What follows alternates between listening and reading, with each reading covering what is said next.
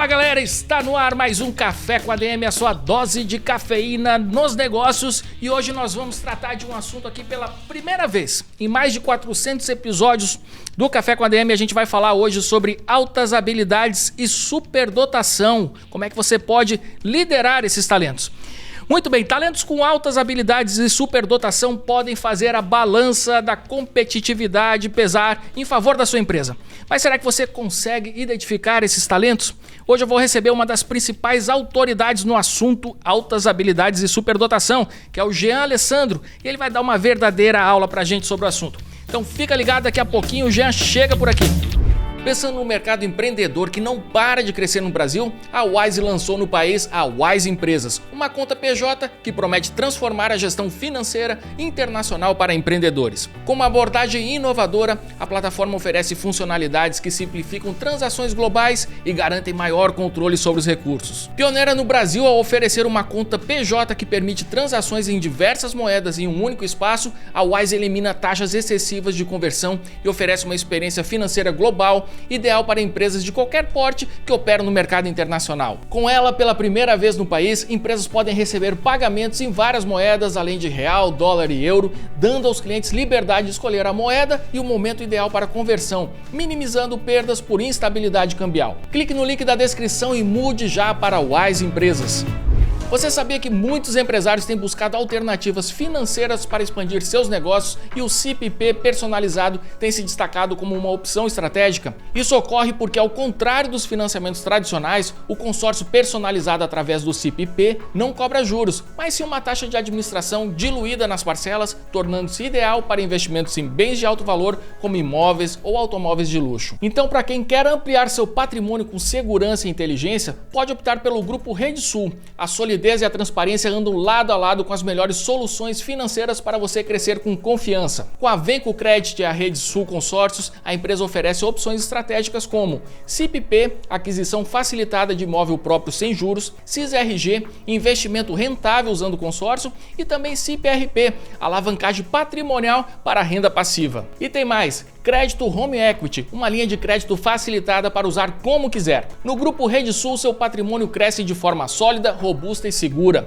Com 14 anos de mercado e mais de 1,8 bilhão de reais em vendas, o Grupo Rede Sul é a confiança que você precisa para alcançar seus objetivos financeiros. Seja através do consórcio, do crédito Home Equity, os especialistas vão te guiar em cada etapa do processo, garantindo um planejamento estratégico e personalizado. Acesse redesulconsórcios.com.br e invista com quem entende do mercado.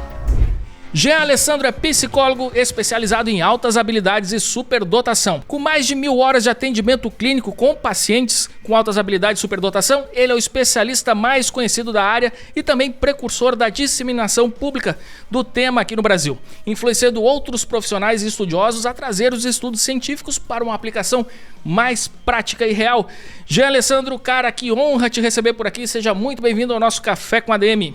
É uma honra estar aí, poder ajudar aí a sua audiência de empreendedores a entender um pouquinho melhor sobre esse perfil aí que é tão útil para eles e que eles não conhecem. Com certeza, já é um tema que eu já queria, olha, há horas eu queria trazer aqui no Café com a DM e especialmente contigo, que eu já acompanho o teu trabalho já há uns bons 3, 4 anos, sempre parei para escutar os teus vídeos. E é impressionante assim, o conhecimento e a experiência, né, que você tem sobre o assunto. Então, queria aproveitar, antes de mais nada, né, eu queria que você conceituasse aqui para a turma. É bom a gente desmistificar, né, alguns mitos sobre o tema. Queria que você falasse o que vem a ser, então, alta habilidade e superdotação. Certo. Então, no Brasil, a gente tem aí pelo menos umas 7 milhões de pessoas que se encaixariam de alguma forma dentro da atuação que eu tenho. O que significa isso? Da mesma forma como você tem traços de personalidade, como você tem, por exemplo, traços como um perfil mais combativo ou um perfil mais empático, né, ou uma pessoa mais emocionalmente sensível, você tem também as pessoas com inteligência e potencial cognitivo muito grande. Então, da mesma forma como existe lá no autismo o espectro, né? Existe um espectro onde você vai num grau leve, moderado ou muito elevado, com relação à inteligência, capacidade mental, capacidade cognitiva, é a mesma coisa. Conforme você vai aumentando a sua capacidade cognitiva, a sua capacidade intelectual, vai aumentando algumas outras características que você pode ter junto, que é a sensibilidade emocional, por exemplo, alguns comportamentos que são bastante típicos. Então, altas habilidades, ele é um termo que a gente usa aqui no Brasil porque muitas vezes a gente tem um estigma associado à superdotação. Então, o correto, meu trabalho corretamente, se você for conceituar corretamente, ele é com superdotados. Ele é com pessoas que têm um elevado nível de cognição. Porém, a gente fala altas habilidades de superdotação porque no Brasil tem um histórico de se falar dessa forma e também porque quando a gente fala superdotação somente, muitas pessoas rebatem essa percepção. Muitas pessoas que têm a condição e que não foram identificadas. O detalhe é, quanto mais tempo você passa sem identificar essa condição, mais o indivíduo vai tendo desconhecimento do seu próprio processamento cognitivo e vai ficando inseguro. E aí tem aquela curva de Dunning-Kruger, né, que a gente fala. Quanto mais aquele indivíduo tem uma capacidade cognitiva e quanto menos ele sabe dessa capacidade, a tendência é que ele seja muito excessivamente humilde perante as suas próprias capacidades cognitivas. Então, o que é muito comum? Você pega uma pessoa que tem uma inteligência que não é muito alta, ela pode querer se achar muito inteligente. Isso não é uma coisa que acontece com indivíduos que têm essa condição que eu trabalho. E altas habilidades, então, o que seria? Conceitualmente falando, quando a gente for pesquisar na ciência mesmo, a gente vai descobrir que altas habilidades é algo que todo mundo pode ter, ou seja, é aquela expertise, o treinamento. Então, o Michael Gladwell lá fez o livro das 10.000 horas de trabalho, falando que se você for um expert, você vai ter um impacto muito positivo no teu trabalho, você vai ter uma excelência, e para você ter uma excelência, você precisa de mais ou menos 10.000 horas de treinamento.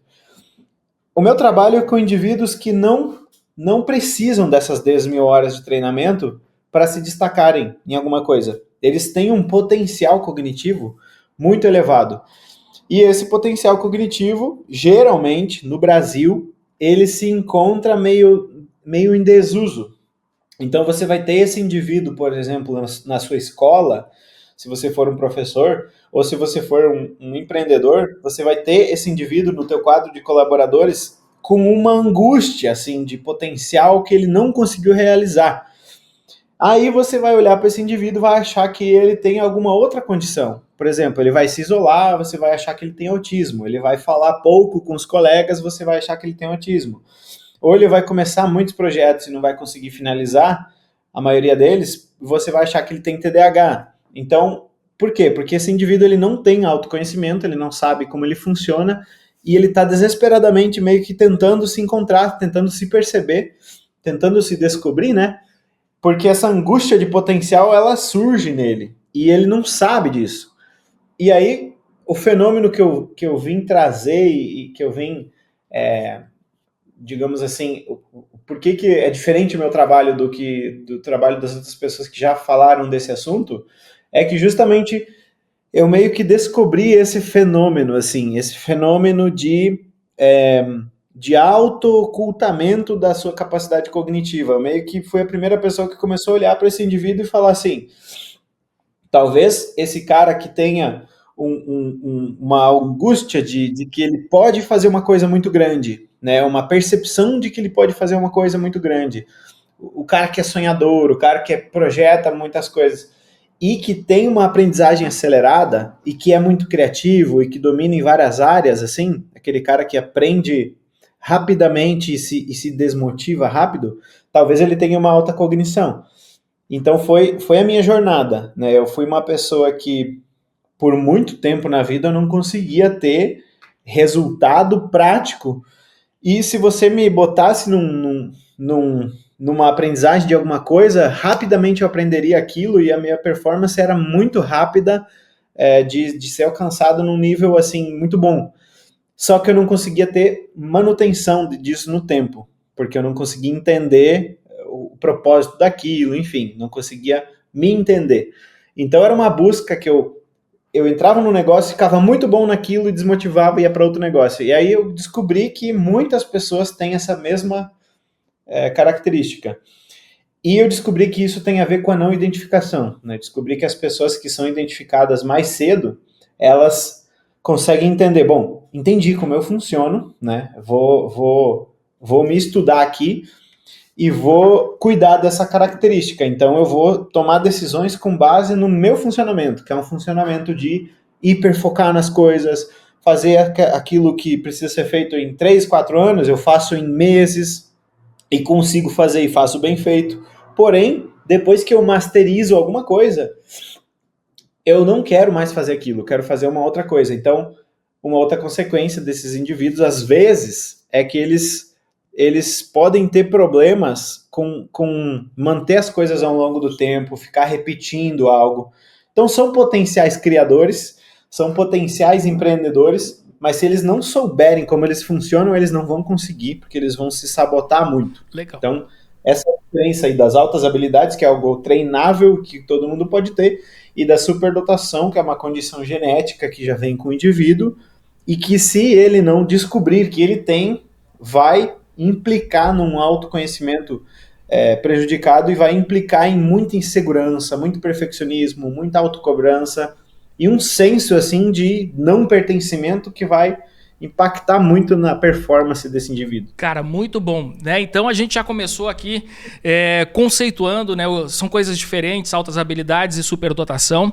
E o que eu acho positivo a gente falar agora, isso eu queria pegar nesse ponto, né? Que você falou, identificar cedo é muito positivo.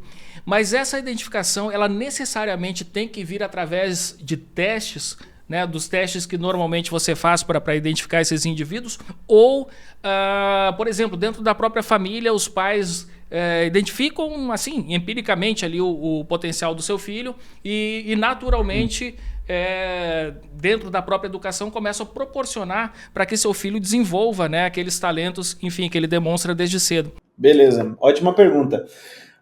Necessariamente não, mas o que é interessante? O que é interessante saber?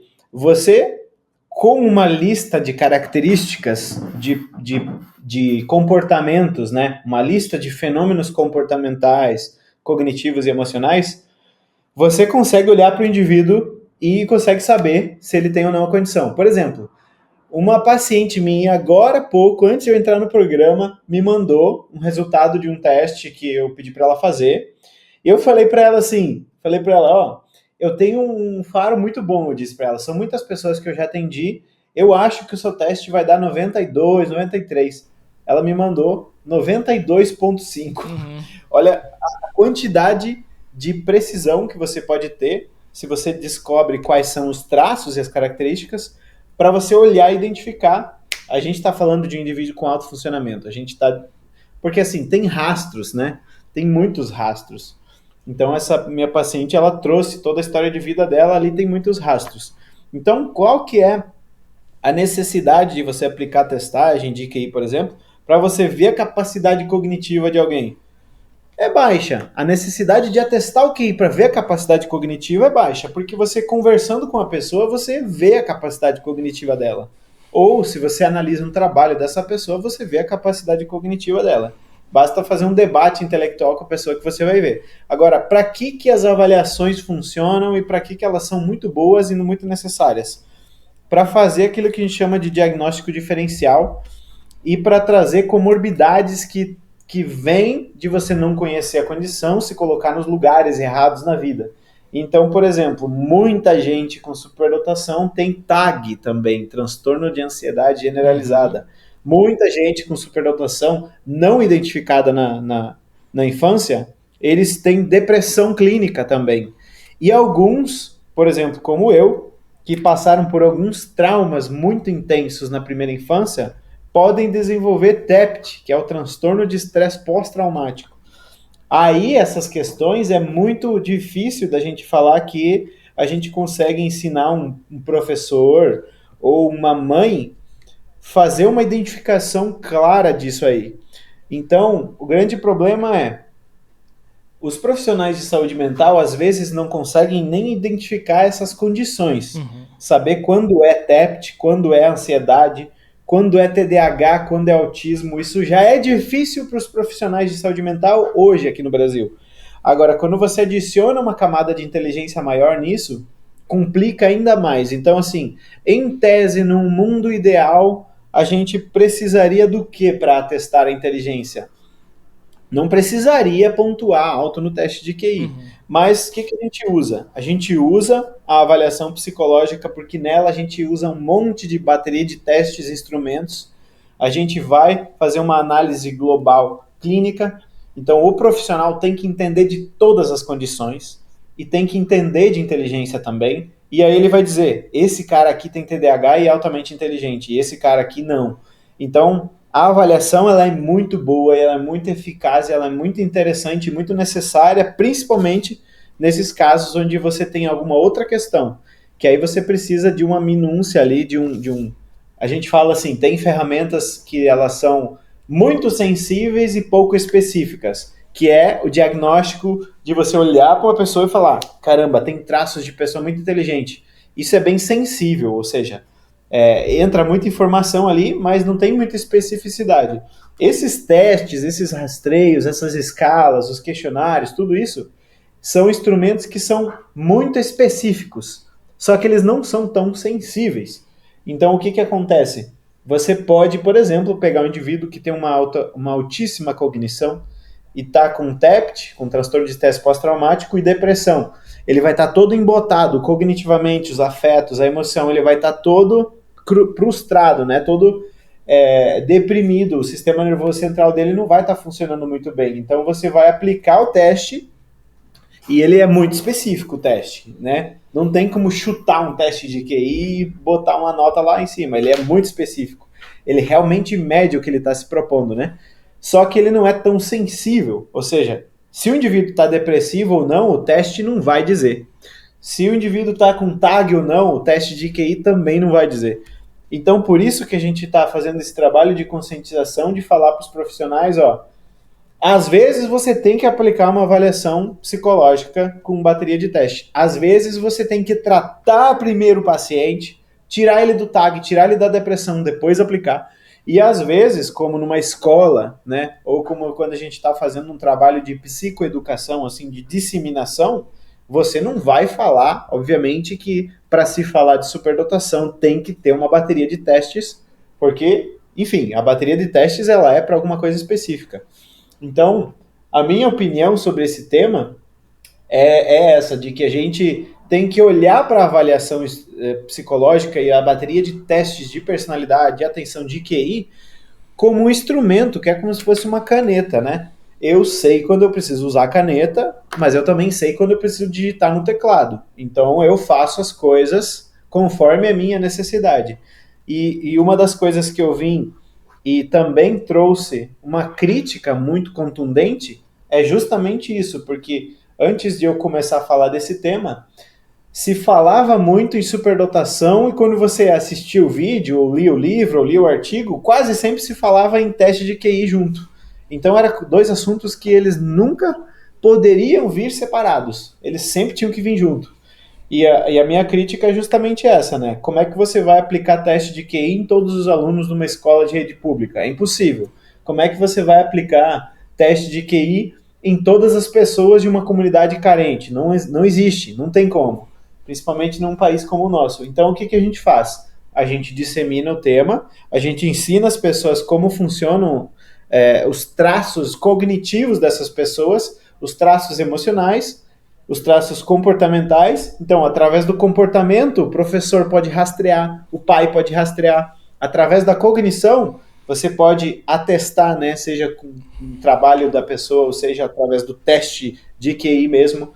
E através dos traços emocionais, geralmente o indivíduo pode se auto-identificar. Né? Em um primeiro momento, ele diz, caramba, isso está falando de mim, eu me encontrei nisso, eu me identifiquei com isso. E depois ele vai atrás de um profissional que pode ajudá-lo a confirmar essa hipótese ou investigar se ele tem alguma outra condição. Então, o que eu digo? Eu digo assim, se você tem condições, faça a avaliação psicológica. né? Se você tem condições, faça no seu filho. Por quê? Porque é muito provável que se você não descobriu isso muito cedo, você tem comorbidades. É muito provável que você tenha uma ansiedade, se você é um adulto que descobriu isso agora. É muito provável que você tenha alguma outra coisa que derivou do fato de você não ter descoberto essa condição, porque essas pessoas elas têm uma diferença muito significativa no modo como elas sentem e processam o mundo.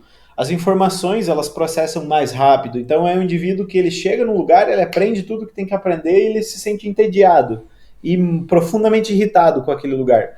Então, o que vai acontecendo ao longo do tempo? Ele vai desenvolvendo muito estresse por conta do tédio e ele vai ficando ansioso e depois essa ansiedade culmina numa depressão. Então, eu diria, preciso do teste para falar que meu filho é superdotado ou que eu sou? Não precisa, mas se você puder, você pode fazer esse processo todo, porque além de você mensurar QI, você vai estar mensurando aspectos muito importantes de condições clínicas que exigem um tratamento muito específico. Se trata a ansiedade de uma maneira muito específica. Não é a mesma forma que se trata a depressão, não é a mesma forma que se trata a bipolaridade. Então, se eu não sei se o indivíduo ou é bipolar ou é TDAH, eu posso dar uma medicação que vai bagunçar totalmente o comportamento desse cara, vai estragar com a vida dele de uma forma muito gigantesca. Então, eu diria, para atestar que um indivíduo é inteligente, você basta observar essa inteligência. Agora, o teste de QI é uma forma muito precisa de mensurar essa inteligência, é uma forma muito eficaz de capturar essa inteligência, pôr no papel e metrificar. Então, quando você está falando de entender o nível dessa superdotação, é bem interessante você fazer esse processo, porque você vai atestar. Mas você pode identificar no seu filho, você pode identificar que seu filho tem, o que você tem, e pode buscar algum outro tipo vou mudar o meu emprego, porque eu descobri que eu tenho essa condição, eu preciso empreender, senão, beleza, você vai precisar de um teste de QI para poder largar o emprego, empreender, sabendo que você tem essa condição? Às vezes não, às vezes você vai simplesmente dizer, entendi como eu funciono, né? Entendi como eu funciono, entendi meus gatilhos, entendi o meu funcionamento, agora vou embora, vou fazer minhas coisas. Então a avaliação ela tem que ser vista dessa forma. Se ela for vista como uma porta de entrada para a gente falar de superdotação, aí a gente vai estar voltando para o passado, que era antes de eu fazer todo esse barulho que eu fiz com esse tema, que era o seguinte, falar de superdotação tem que ser falado de quê? Me mostra antes o teste, depois eu vou falar com você sobre superdotação. Então isso eu acho errado, porque daí a gente está pegando uma ferramenta de medição e falando que ela é uma condição para você olhar uma condição de neurodesenvolvimento que afeta o sistema nervoso central. Então aí é outra coisa. Uma coisa é a condição, como ela se manifesta, o que ela é, né? E outra coisa, quais são as melhores formas que a gente tem de olhar para isso, mensurar e fazer um processo de diagnóstico para ver se esse indivíduo tem outros problemas, né, que derivaram de ele não ter descoberto essa condição aí. Então, mais ou menos por aí.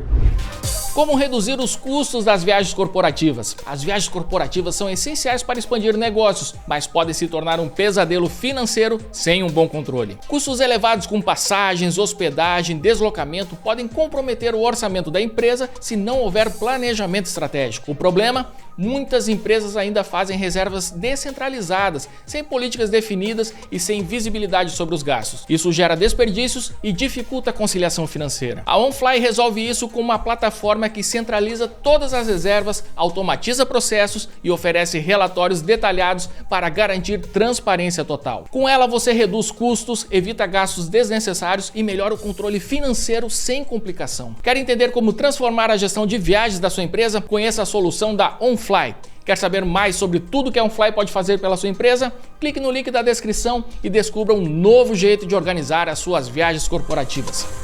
Há mais de 20 anos, venho criando conteúdos, conectando empreendedores e ajudando profissionais a se desenvolverem no mundo da gestão e da administração. E hoje eu tenho a honra de ser o primeiro embaixador da Olimpíada Brasileira de Administração. Se eu pudesse voltar no tempo, adoraria ter participado de uma oportunidade como essa no início da minha trajetória. Porque a Olimpíada Brasileira de Administração não é só uma competição, é uma experiência que pode transformar a sua forma de pensar, de aprender e de enxergar o impacto da administração no mundo. Nessa segunda edição, o tema é gestão da sustentabilidade nas organizações, ou seja, além de testar seus conhecimentos e habilidades, você vai ter a chance de propor soluções para um dos desafios mais urgentes do nosso tempo, como equilibrar crescimento, inovação e responsabilidade empresarial. Participar da Olimpíada Brasileira de Administração é um passo gigante para quem quer se destacar no mercado, fazer networking e, acima de tudo, se preparar para ser um profissional mais estratégico e relevante. Então não perca essa chance, inscreva-se, dê o seu melhor e aproveite essa experiência incrível. A gente se vê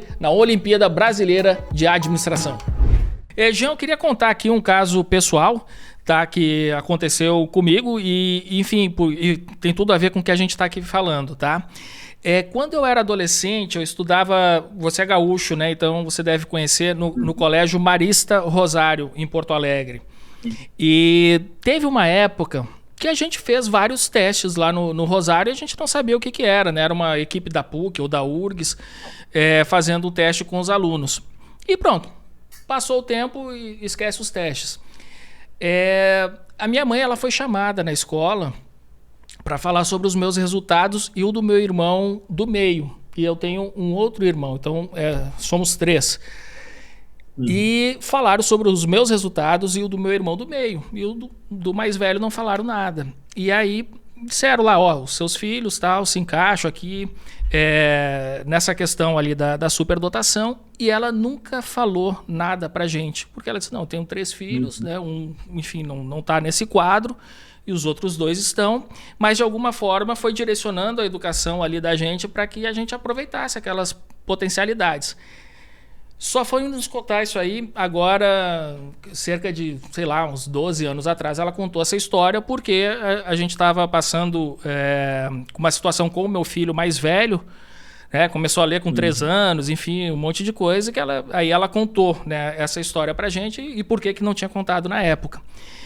No ano passado eu fiz novamente esses testes, aí eu passei uns 3, 4 meses fazendo novamente esses testes e novamente confirmou, deu lá 98%, alguma coisa assim. E aí que eu te pergunto, né? Eu vou perguntar sobre aqui a forma como minha mãe lidou com esse negócio. Se isso foi correto, assim, como é que tu enxerga isso? Eu fiquei sempre na dúvida, mas assim, sempre agradeci para ela pelo tipo de educação que ela nos deu, ela e meu pai, lógico, né? E que sempre nos proporcionou essas oportunidades de crescimento e de além. E eu sempre tive uma certa resistência a essa questão desse rótulo, porque eu sempre acreditei naquela questão lá da Carol Dweck, né, a mentalidade de crescimento e a mentalidade fixa. E eu sempre fui muito adepto dessa mentalidade de crescimento e eu acho que qualquer pessoa, né, que tenha essa mentalidade consegue fazer coisas grandiosas, né?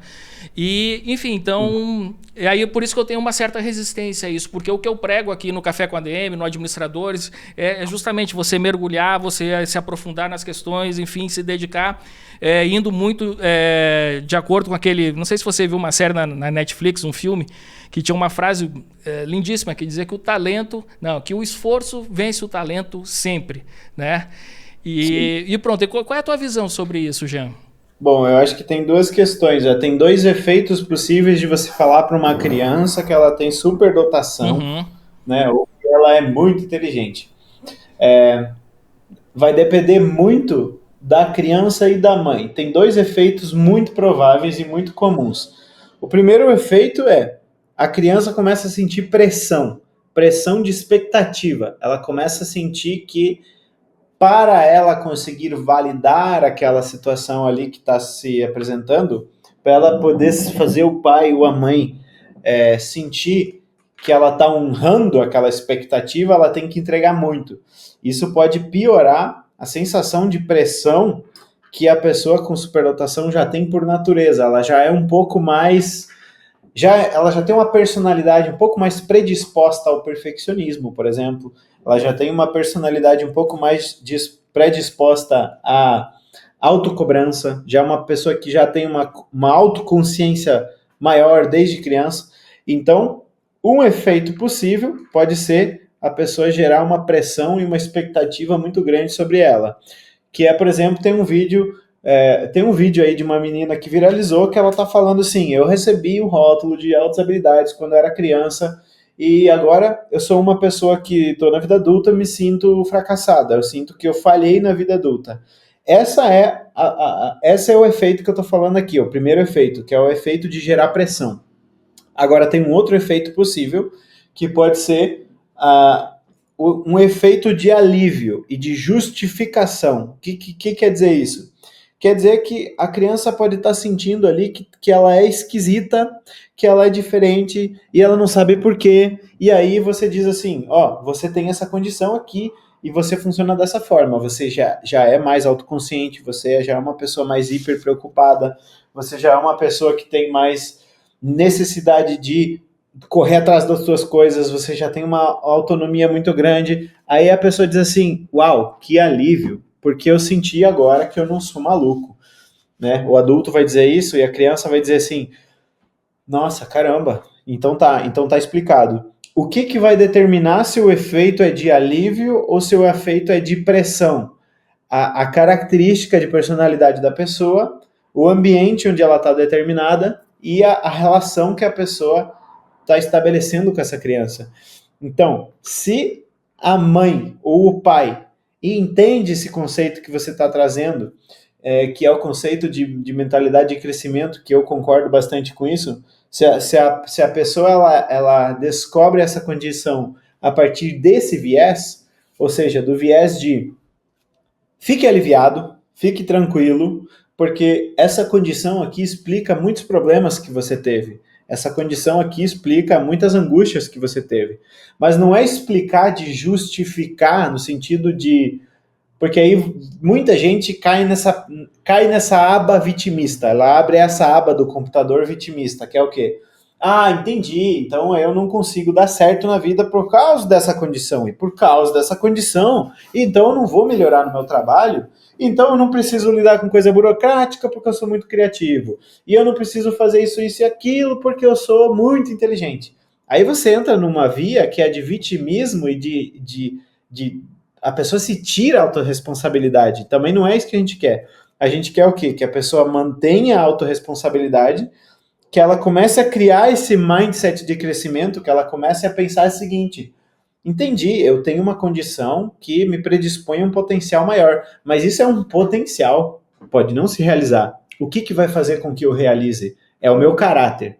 O caráter é o que vai fazer com que o potencial se expresse. E o caráter é o quê? É a fibra emocional que essa pessoa vai desenvolver, né? É a humildade que ela vai ter perante a vida, é a ética de trabalho, a ética de estudo que ela vai ter, né? Então isso vai fazer com que ela tenha esse potencial realizado. Então você pode gerar muitos efeitos. Eu diria que o mais interessante, se a mãe não sabe o que fazer, se a mãe não entende, ela é buscar ajuda profissional. Se ela não pode ter essa ajuda profissional, eu acho que ela vai ter que entender como o filho funciona, vai ter que entender a cabeça dele, vai ter que ser um estudo dessa mãe, olhando para esse filho. O problema disso é que, se a sua mãe ela não tem uma característica de uma inteligência muito alta, às vezes ela não vai conseguir compartilhar o mesmo universo que você. Então ela vai te avaliar de uma maneira muito errada. Ela vai olhar para você e não vai conseguir ver as coisas como você vê, né? Então, isso é o ponto mais difícil, quando você tem pais que não têm a condição e que geram um filho, ou 2 filhos, ou 3, que têm a condição. Isso é um ponto mais delicado. Então, você pode dizer que, num certo sentido, para um indivíduo ali, foi maravilhoso que ele descobriu isso cedo na vida. Para outro indivíduo, foi terrível. No meu caso, eu analisando o modo como eu funciono, né, o modo como eu lido com as coisas, a minha personalidade, o meu histórico, Muito provavelmente, se tivessem me falado da forma correta, teria feito um bem tremendo, né? Mas pode ser que no seu caso você teria gerado aquela pressão, gerado essa expectativa e gerado essa mentalidade de, meu Deus, então eu preciso dar conta dessa imagem que fizeram de mim. Eu tive alguns pacientes que descobriram cedo, assim, na infância, e que os pais, por exemplo, o pai era juiz, então ele era um pouco assim, né, você tem que tirar 10, não é mais do que sua obrigação tirar 10. Gerou uma pressão naquele indivíduo. E essa pressão fez com que ele ficasse mal na vida adulta também. Então, assim, não é um salvamento você falar para a criança que ela tem altas habilidades, superdotação. Não é um salvamento você falar para a criança que ela tem uma habilidade grande cognitiva. O real salvamento é você fazer a criança entender por que ela está se sentindo inadequada, você conseguir criar um ambiente melhor para ela, se ela não está num ambiente bom, que é uma coisa muito frequente. Então, você pode ter frequentado lugares que podem ter te gerado uma sensação de inadequação, é isso que a gente não quer. Então, eu sempre busco fazer com que os pais entendam como o filho funciona e consigam desenhar um ambiente mais propício para ele expressar o potencial, e quase sempre esse ambiente é um ambiente que não invalida, é um ambiente que ele faz com que o indivíduo, assim, é um ambiente assim, fértil de ideias, né? Aquela sala de aula onde você está tranquilo em poder errar, né? É aquele brainstorming da empresa, de você não tá nem aí de colocar ideias e falar um absurdo, mas você tá ali. Aí, quando o indivíduo tá ali e vê que aquela ideia é boa, ele valida, né? Ele valida e dá o feedback positivo em público e o negativo, né, no particular. Exatamente por aí. Então, se os pais conseguissem fazer isso, criar esse espaço, esse ambiente melhor, né, que fornece essa validação, eles poderiam falar e poderia não gerar uma pressão. A criança poderia simplesmente crescer com mais autoconhecimento, sabendo qual é o tipo de funcionamento dela, mas não ia nem gerar um adulto arrogante, que acha que é o superpoder que ele tem dentro da cabeça dele, e nem um adulto que acha que ele tem um tamanho muito menor do que o tamanho que ele tem. Eu tenho uma amiga, por exemplo, que ela tem uma técnica de regulação, assim, de saúde mental, que eu acho que ela é a única pessoa no mundo que faz isso. E ela tem a condição, e ela não sabia. Ela descobriu por conta de uns conteúdos que ela descobriu um tempo atrás, quando ela descobriu o filho dela. E aí, logo depois, ela foi me chamar pra gente fazer um trabalho junto e tal. Ela é uma pessoa que ela tá numa mentoria minha, a gente tá construindo, assim, o valor que ela merece cobrar, porque ela tem uma percepção de tudo que ela sabe que é muito menor do que o tamanho real que ela tem. Isso é um fenômeno que acontece. Se ela soubesse na infância qual o real tamanho da cognição dela, ela poderia ter construído mais autoconfiança. Então ela é uma pessoa, por exemplo, que na frente de alguém que é super expansivo, super confiante, que pode não ser tão inteligente, a tendência dela é ficar observando e achar assim, esse cara é mais inteligente do que eu. Né? Mas ela é absurdamente inteligente. Então isso pode acontecer com frequência. Então eu diria que pode dar um efeito muito ruim também você falar, como pode dar um efeito muito bom, depende do cenário todo, né? Muito bom. Jean, você falou aí o caso do menino que o pai é juiz, tá? E como eu vim para essa área de empreendedorismo, de negócios e tudo mais, eu sempre nutri uma certa implicância com a cultura brasileira, que sempre favorece com que as pessoas que têm um potencial cognitivo maior, que elas, por exemplo, né, sigam essa carreira de concursado, vão fazer direito para fazer um concurso, ou até mesmo dentro da medicina, e que a gente acaba perdendo todos os nossos talentos para o setor público. Né? Então, escrevi sobre isso alguns anos atrás, essa coisa viralizou e tudo. Como é que a gente pode tratar, então, essa questão de não direcionar os nossos talentos para uma determinada área? E eu queria que você comentasse de algumas experiências bem-sucedidas em outros países, países, né, que aproveitam a potencialidade, né, desses indivíduos em vários setores, que contribuem também, né, com a inovação, com o avanço da ciência, com o avanço do empreendedorismo. Conta aí pra gente aí.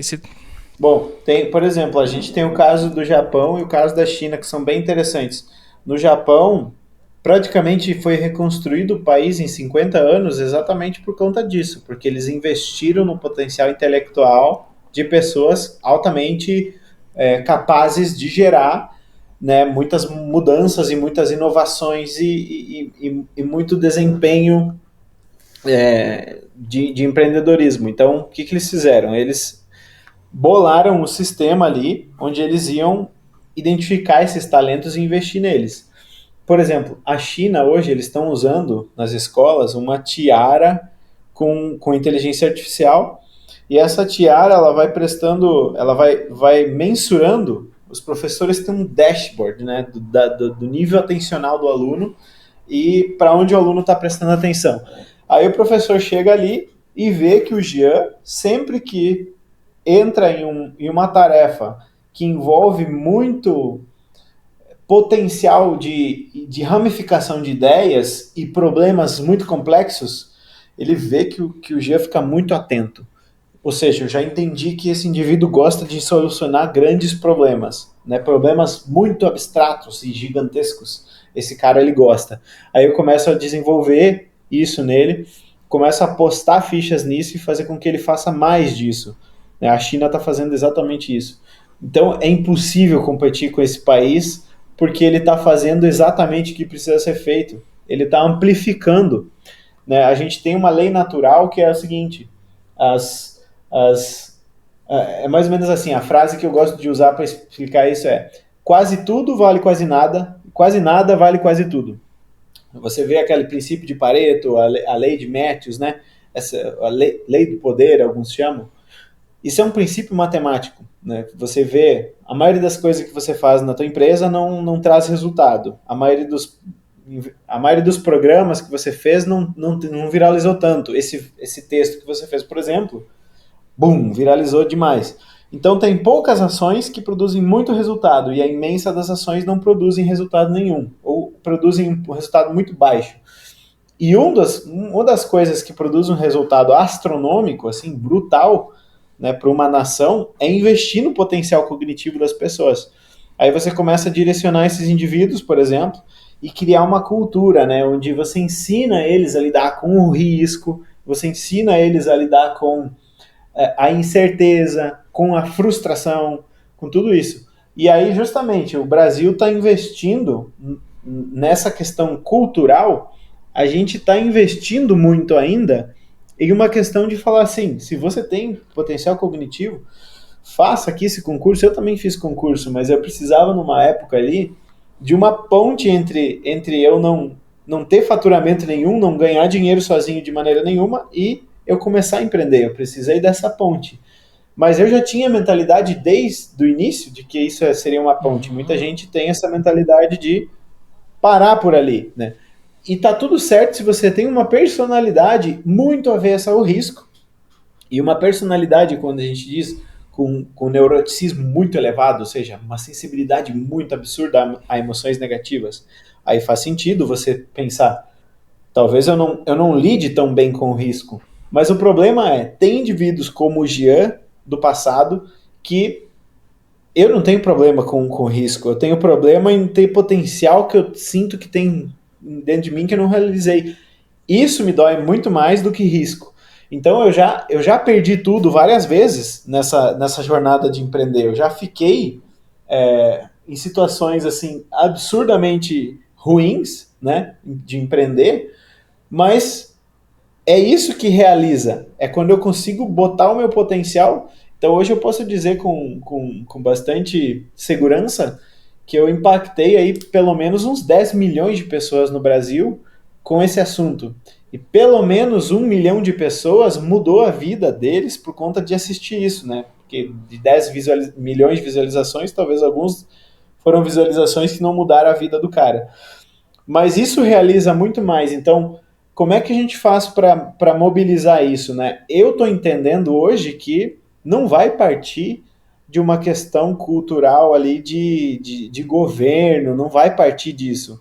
Está partindo muito mais de iniciativas como a sua, né? De iniciativas de influenciadores, de pessoas que inspiram, né? Por exemplo, Flávio Augusto foi um cara que eu conheci há uns 10 anos atrás, e eu falava, caramba, o que esse cara tá falando, né? De mentalidade, de crescimento, de trabalhar com criar negócios, que esse cara, deixa eu ver o que esse cara tá falando, estabilidade não existe, como assim? Né? E ele vai trazendo isso e vai movimentando. Então, eu vejo que é muito mais por aí, é muito mais, no Brasil, pelo menos, é muito mais por aí. A gente vai ter que apostar nessas figuras que influenciam, porque tem um sistema muito forte, assim, de geração de medo, né, de geração de insegurança, e dessa coisa toda o próprio serviço público, ele é meio assim, quando você entra, é muito difícil de você sair, porque você tem a sensação de que você tem que bater em alguém para você ser demitido, né? Tem uma estabilidade muito grande realmente ali. Então, muita gente que é também uma pessoa com potencial de empreendedor fica um tempo ali, porque o natural do ser humano é, quando você não precisa lidar com risco, você tenta ficar confortável. Então, eu acho difícil que a gente tenha, por parte de governo e tudo mais, uma iniciativa de mudar isso ou de valorizar pessoas muito inteligentes e tudo mais. Eu acho que se a gente não conseguir fazer com que os empresários, os empreendedores, os artistas, os influenciadores falem disso, eu acho que a gente não vai conseguir fazer com que esses indivíduos tenham mais protagonismo e daí criem mais soluções, empreendam, enfim. Então, eu acho que o caminho por aqui vai ter que ser esse, eu acho. Eu não consigo ver como vai entrar um governo e vai estabelecer uma política aí de valorização das pessoas e de empreendedorismo e vai fomentar. Mesmo que fizesse, a cultura está muito solidificada para essa questão de estabilidade, para essa questão de cheguei, fiz a prova, consegui, passei, agora pronto.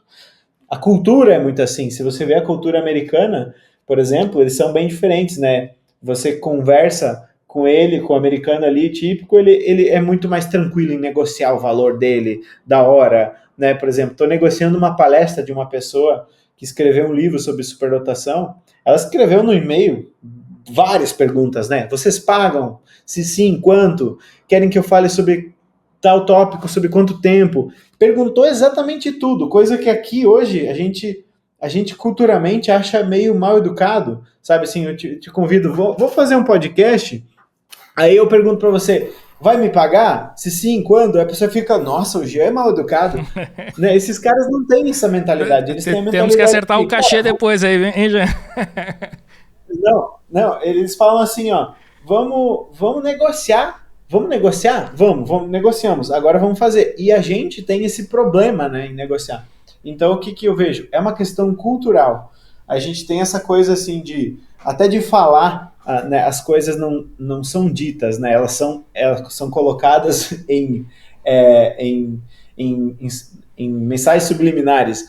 Então, por exemplo, eu queria que você me pagasse mais pelo meu serviço. Aí você coloca uma coisa na entrelinha, né? Os americanos já têm, não. Cara, você é meu cliente há muito tempo, só que agora eu subi o valor. Agora eu tô te ligando para dizer que se você continuar comigo, vai ser mais caro agora. Eles não têm problema, então é uma questão cultural. E eu acho que a gente não vai conseguir mudar a cultura para depois ter isso que a gente está falando. Com que certeza. A gente quer, né? Uhum. Que é mais empreendedorismo.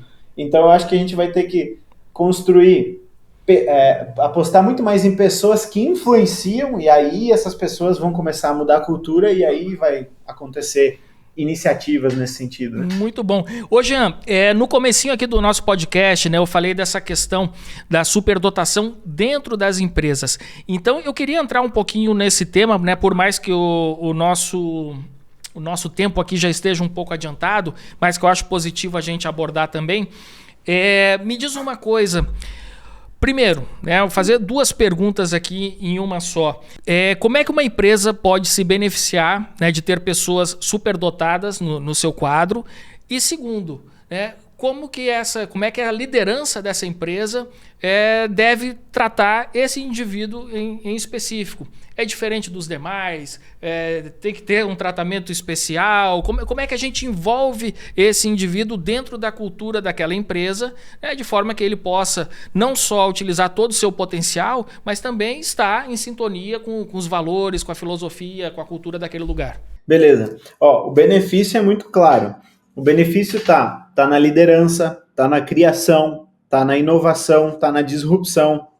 Geralmente são indivíduos que eles vão gostar de liderar, eles vão gostar de entender o que está acontecendo e propor soluções novas, soluções originais, soluções diferentes.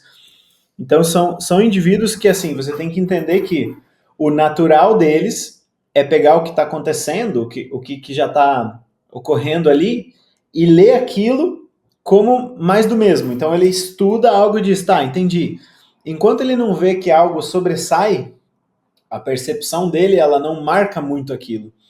Então, por exemplo, vai ser um indivíduo que vai lhe dizer, no ramo da saúde mental, ele entra, começa a estudar, ele fala, cara, mas desde Freud não se muda nada no estilo da terapia, sempre as pessoas sentam e falam, cara, vou bolar uma máquina que vai dar pulso magnético no cérebro, e isso vai modular o cérebro do cara. Por quê? Porque terapia não é sobre modular o cérebro, então eu vou fazer modulação via dispositivo magnético. Aí teve esse cara que fez isso, foi lá e fez a estimulação magnética transcraniana, que é um tratamento absurdamente brutal, assim, funciona pra caramba.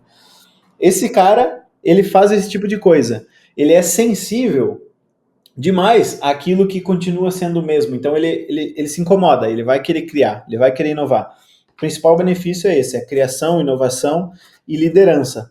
Só que o problema esse cara costuma ser bastante autodidata. Ele costuma ser bastante difícil de ser domado, né? Então, pensa num tigre. Como é que você faria se você fosse querer ter um tigre de estimação? É melhor você ter uma floresta. Então, o que significa isso? É diferente de um cavalo. O cavalo, você ensina ele e você tem ele num comportamento muito mais previsível, né? E é um animal que te dá uma força absurda e te leva onde você quer. Agora, o tigre vai precisar de um espaço delimitado onde ele vai ter uma certa autonomia, uma certa liberdade. E na minha opinião, é isso que você tem que fazer quando você encontra um indivíduo assim. Por exemplo, eu tinha um na minha empresa que fazia parte do conteúdo. E ele era o tigre. O que quer dizer isso? Eu jogava para ele o conteúdo e falava assim, fulano, tem esse conteúdo de 3 horas aqui. O que eu quero? Eu quero que esse conteúdo aqui retorne para mim em seguidores, em visualizações de vídeo, em gente entendendo como que eu trabalho, enfim. A partir disso, eu te dei aqui a delimitação de todo esse cercado de floresta e te dei a missão. E ele vai fazer do jeito que ele quiser. Então esse é um problema, quando você tenta delimitar muito, fazer um processo muito, muito delimitado para um indivíduo que a natureza dele é desbravar o novo e criar alguma coisa, algum processo. Então você não pode tratar o tigre como o cavalo, você tem que dar a missão, dar o espaço, dar regras mínimas, e você tem que dar espaço para esse indivíduo criar, você tem que dar espaço para esse indivíduo ter protagonismo ali dentro, você tem que dar espaço para ele buscar as coisas que ele quer estudar. Então você tem que entender, né? Se o indivíduo que você está lidando, ele tem esse perfil mais previsível, que é o do cavalo que eu coloquei, ou se ele tem esse perfil mais autônomo, mais imprevisível, que é o do tigre. E você não pode querer colocar a rédea no tigre e nem largar o cavalo e esperar que o cavalo vai dominar a floresta ali, né? Não são perfis compatíveis. Então, é um pouco parecido com isso. Esses indivíduos, eles precisam de um pouco de autonomia. Por isso que eu te falei, quando a gente começou a conversar, que é muito frequente encontrar esses caras empreendendo, é muito frequente encontrar esses indivíduos no ramo artístico, porque eles gostam de criar, né? Criar é uma coisa que envolve você, sozinho, mergulhar em algo, atrás daquilo que você quer, e você criando as respostas das perguntas que você mesmo elaborou. Então são indivíduos que eles tem que ter esse protagonismo. Então, identifica ele, né? E dá uma missão para ele. E estabelece protocolos mínimos, regras mínimas. Porque ele vai desbravar aquele mato, vai entender como que se faz aquela trilha e talvez ele fala para você qual é o processo melhor para fazer aquele trabalho dele. Aí você pode botar um outro indivíduo, né, no lugar dele, fazer aquilo que ele já desbravou e ele desbravar outra coisa. Então esse cara é perfeito para isso.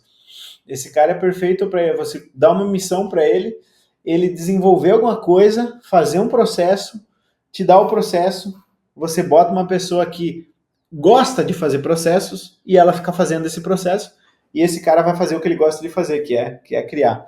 Né? Mas não significa que não tenha uma pessoa que tem superdotação que goste de fazer sempre a mesma coisa e goste de fazer uma coisa mais processual. Mas não é tão comum. O mais comum é que esse indivíduo ele goste de ter um senso de autonomia muito grande com relação ao que ele quer estudar, ao que ele quer aprender e aquilo que ele quer fazer, aquilo que ele quer realizar. Ele tende a ser um indivíduo que busca muita autonomia. Então ele busca regras mínimas, ele busca estrutura mínima e ele busca um espaço para ele poder se responsabilizar por muita coisa, assim. Ele vai querer, ele vai gostar disso e ele vai querer ser validado por aquilo que ele fez de bom e por aquilo que ele acertou. Mas é um perfil que ele é muito bom para a empresa, ele tem um impacto absurdo e a imensa maioria dos empreendedores não conhece esse cara. E tem um cara dentro da empresa, sim, às vezes, e ele tá lá deprimido, e ele tá ali com aquela angústia de potencial não realizado, e ele tá dizendo, se me dessem uma oportunidade de fazer isso aqui do jeito que eu quero. Eu lembro quando eu tava num mercado, aí o indivíduo lá, que era meu chefe, ele queria que eu comprasse os iogurtes e tal. Aí vencia um monte de iogurte, ia fora um monte de coisa. Aí eu ficava louco com aquilo que ia fora. Uma quantidade absurda de dinheiro, toda hora.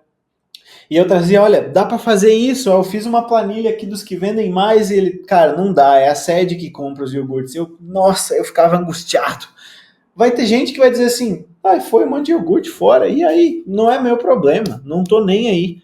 Esse cara não é esse cara que diz tô nem aí. Esse cara geralmente fica angustiado. Ele fica angustiado quando as coisas não funcionam, ele fica angustiado quando as coisas não são otimizadas. Então é só você começar a escutar que você vai entender onde é que esse cara tá e o que ele pode fazer para ajudar. Muito bem. Ô, Jean, mais uma última pergunta aqui, que é sobre a questão da plasticidade cerebral. A gente sabe que o nosso cérebro ele tem essa plasticidade. E da mesma forma como a gente pode se desenvolver, a gente também pode atrofiar as nossas habilidades. Você acredita que uma pessoa que não utiliza o seu potencial cognitivo, esse potencial ele declina?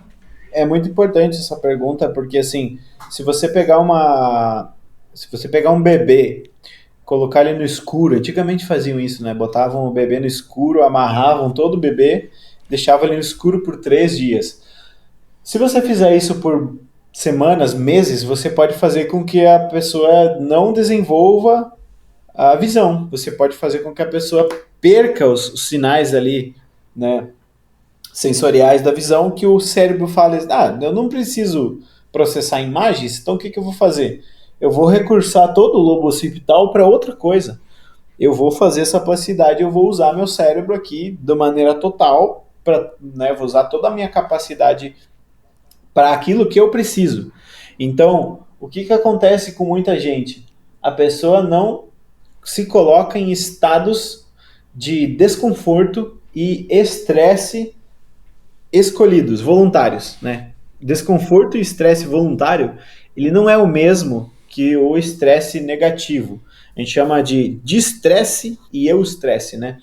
Ou estresse ego-distônico e ego-sintônico, né? Ego-sintônico é quando assim, eu me estresso com isso aqui, mas isso funciona para mim, eu gosto disso, ou o tal do eustresse, né? Que é o estresse positivo. Enfim, tem vários termos, mas o princípio é o mesmo, que é você escolhe a situação ou não escolhe. Por exemplo, estar numa solitária é desconfortável ou não? Você vai dizer, sempre. Tá, mas e o cara que é o monge budista que ele resolve ficar em regime de silêncio e solidão por 10 anos? Ele está escolhendo isso. Então ele está escolhendo passar por um desconforto porque para ele aquele desconforto lá, aquela solidão, para ele é um treinamento, é uma disciplina mental. Isso é benéfico para esse cara. Para o cara que foi jogado lá porque ele não quer, é maléfico. Então o que acontece com muita gente que tem uma capacidade muito grande?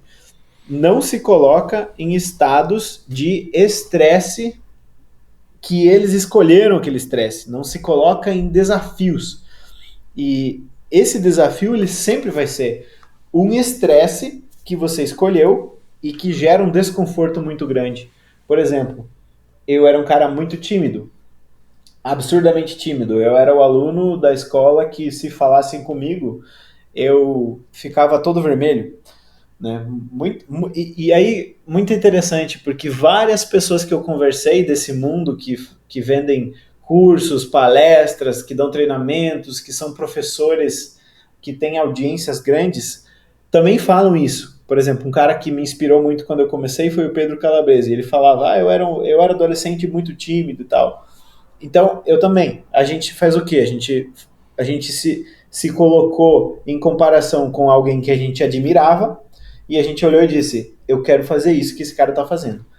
Beleza, mas o que esse cara provavelmente deve ter feito? Ele se colocou em exposição de estresse, ele escolheu essas situações de desafio.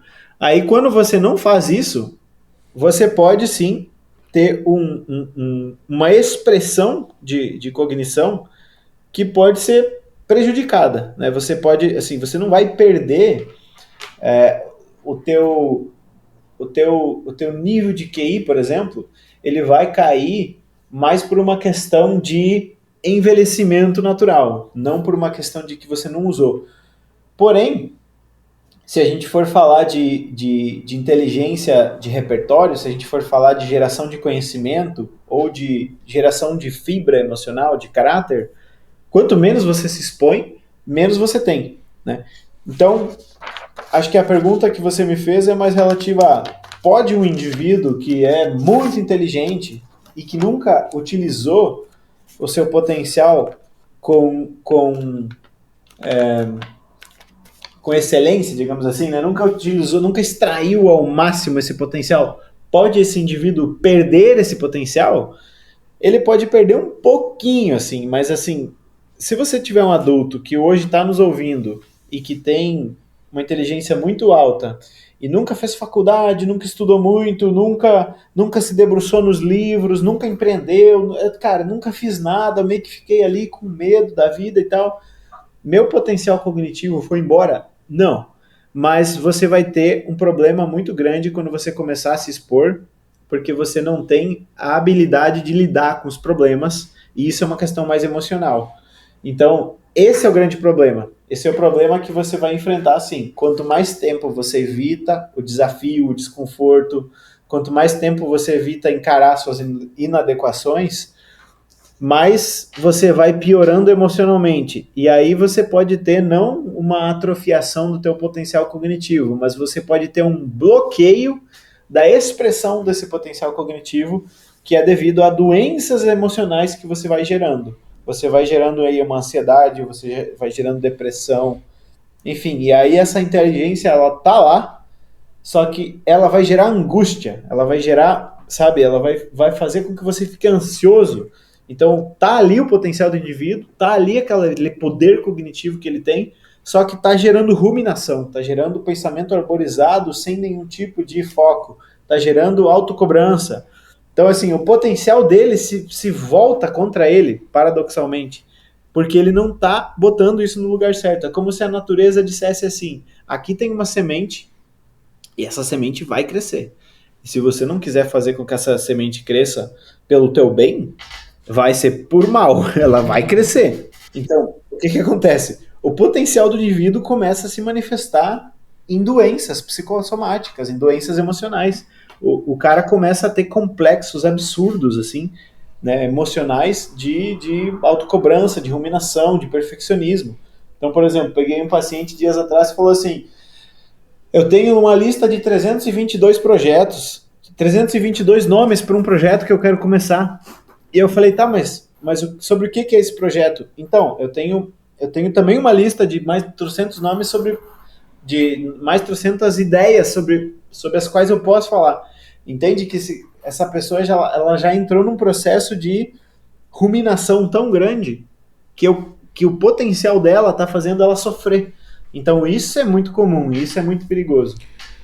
Perfeito, Jean. Agora eu tô lembrando aqui do nosso querido Daniel Goleman, que é nosso professor aqui, viu, Jean? Depois eu vou te passar o curso dele aqui, o Leadership é Masterclass. E o Daniel Goleman, lá no final da década de 90, por aí, né, no meados da década de 90, ele escreveu o livro aquele Inteligência Emocional, e ele fala justamente da importância, né, do indivíduo desenvolver as suas competências emocionais, e que acabava que, assim, a conclusão lá do livro era que as competências emocionais eram determinantes no sucesso das pessoas muito mais que o próprio QI.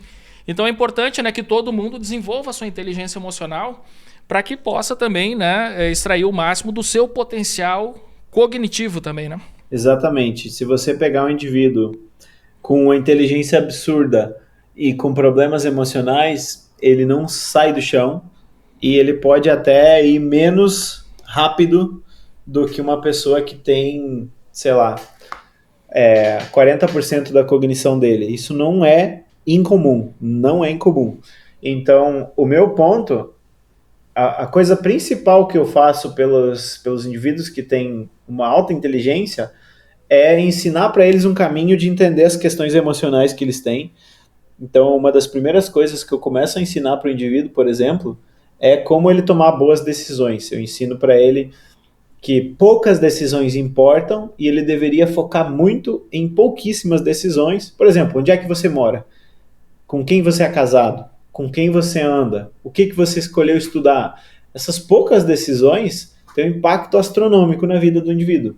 Então, começo a ensinar ele a ele sentir, né, no corpo dele, na vibração dele fisiológica, quando ele está tendo uma experiência de uma escolha que ele está fazendo que ela é muito mentirosa. Né? Uma das coisas que eu ensino, tem uma aula só falando sobre isso. Quando você está mentindo para você mesmo, você começa a sentir a entonação da tua voz diferente. Você começa a sentir o teu posicionamento corporal diferente. Você começa a sentir o jeito que você fala é diferente. Então, você começa a ter essa incapacidade de gerenciamento emocional e aí você começa a ter decisões ruins. E essas decisões ruins vão levando a tua vida para o buraco. Então, é fundamental para todo mundo, mas para o indivíduo que tem uma alta capacidade cognitiva, é mais fundamental ainda. É só você perguntar assim, manutenção do motor, né? Tem um dos professores da nossa pós-graduação, o Ícaro, gosta muito de comparar o cérebro com uma máquina, apesar de, enfim, não é uma coisa que é uma analogia perfeita, mas dá para entender muito bem. Ele diz assim, você acha que uma manutenção preventiva, mês a mês, é mais importante num Uno ou numa Ferrari? Ele fala. E ele diz assim, que na Ferrari, quando você compra, tem um manual lá, e que tem exatamente o tipo de gasolina que você tem que pôr, e se você não põe, o negócio não funciona. Né? Aí ele fala, já o Uno, é muito difícil de você fazer o Uno não pegar, não funcionar, por conta de uma gasolina que não é muito boa. Então, é uma analogia que ele traz para dizer que o cérebro que tem mais capacidade, mais potência, tem mais necessidade de manutenção, tem mais necessidade de você cuidar bem disso. E esse ponto emocional, ele assim, é a mesma proporção. Então, o indivíduo típico precisa de gestão emocional, senão ele não funciona. O indivíduo com essa condição precisa muito mais, senão ele não funciona. Então, numa proporção muito mais aguda o problema dele se ele não tiver gerência emocional. Perfeito, Jean. Cara, quero te agradecer demais aqui. Como eu falei no começo aqui, foi mais do que uma aula, foi um verdadeiro curso. E por falar em curso, eu queria que você passasse também aqui suas redes sociais aqui, Jean, para a turma seguir. Falar um pouquinho aqui do seu curso também, que você comentou agora aqui, numa pós-graduação em altas habilidades, superdotação. E, por fim, site, enfim, como é que a galera pode se conectar aqui contigo? Beleza. Ó, eu tenho várias redes sociais, tenho conteúdo no Spotify, que é um conteúdo mais antigo, onde eu estou trazendo vários outros assuntos, Tem conteúdo no YouTube também, onde são vídeos mais longos, e daí geralmente 1 hora, por aí. E tem conteúdo no Instagram também. No Instagram tem um link na bio, e nesse link você encontra tudo que tem. Tem a minha clínica, que fornece avaliação para superdotados, fornece terapia, fornece o diagnóstico, né, sobre diagnóstico tanto de condições mentais, emocionais que você precisa tratar, quanto a identificação da superdotação também, e o laudo, enfim. Então tem tudo ali no link da bio. Tem o link da clínica, tem o link dos nossos cursos e treinamentos, e o meu foco atual agora é na pós-graduação em autossabilidade e superdotação, que é mais voltada para profissionais de saúde mental, psicólogo, médico, nutricionista, esse tipo de profissional, psicoterapeutas, e alguns psicopedagogos, algum pessoal da educação. Então essa pós-graduação ela é para justamente trazer os profissionais mais bem preparados que a gente consegue botar toda a nossa inteligência, toda a minha metodologia aqui de trabalho dentro desses profissionais, e aí esses profissionais vão para fora, vão atender, alguns viram parceiros da nossa clínica mesmo e trabalham com a gente, atendendo nossos alunos e tal. Então tem tudo ali no linkzinho da bio ali do Instagram. Muito bem, então é só procurar por Jean Alessandro, né? O teu arroba lá. Jean Alessandro B. Jean Alessandro B. Perfeito. Isso. Bom, Jean Alessandro, cara, obrigado mesmo aqui pela participação no nosso Café com a DM. Mais uma vez aqui, passando aqui para a turma aqui, Jean Alessandro B, sigam, grudem nesse cara. E eu queria lembrar aqui, para finalizar o nosso Café com a DM, uma frase do Platão que é sensacional. Aquilo que é valorizado em um país é produzido nele. Profunda essa aí, Jean? Perfeito, exatamente. Então, nos países em que a gente valoriza a inteligência, a gente valoriza o empreendedorismo, isso é produzido. Nós produzimos empreendedores, nós produzimos pessoas inteligentes, enfim. Então, nós temos que passar a valorizar cada vez mais isso no nosso país. Porque senão, não tem outro caminho, né, Jean? Exatamente. Não, a gente tem um potencial gigantesco aí. A gente tem um país com tamanho e uma população continental. Só nesse país aqui a gente tem uns 7 milhões de pessoas aí que têm uma inteligência acima da média e não fazem ideia. Então, essa galera pode fazer um estrago benéfico muito grande, assim. Show de bola! Beleza, então, galera. Na semana que vem a gente volta com mais cafeína pra vocês. Combinados, então? Então, até a próxima semana e mais um episódio do Café com a DM, a sua dose de cafeína nos negócios. Até lá!